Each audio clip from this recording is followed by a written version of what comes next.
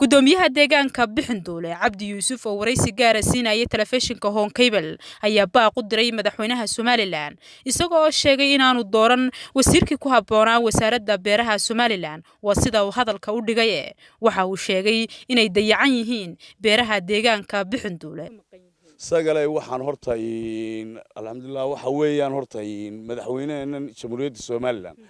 waxay ahayd ballanqaadadiisii waxa kamid ahayd inuu beeraha kor u qaadayo waxaan oran karaa madaxweyne Muuse Biixi weli muu dooranin wasiirkii beeraha ee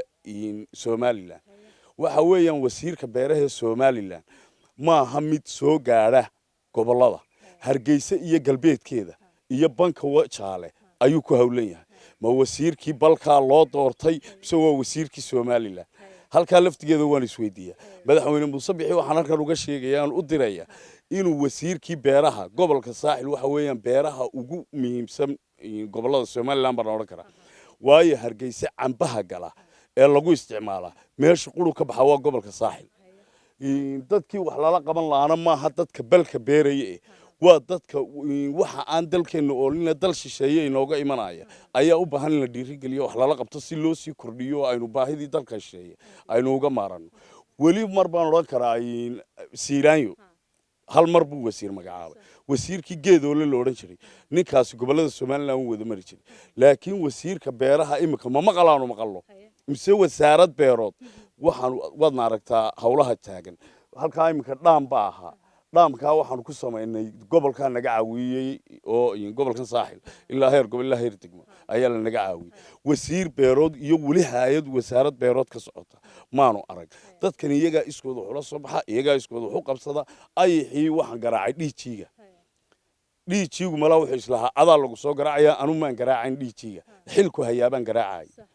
waxa weyn qofka isma naqaan hadii xilkan uu hayo maanta uu ka tago telefoonkiisu ma garaacayo ayixii markii uu beeraha ku habsaday uu naga qaban waay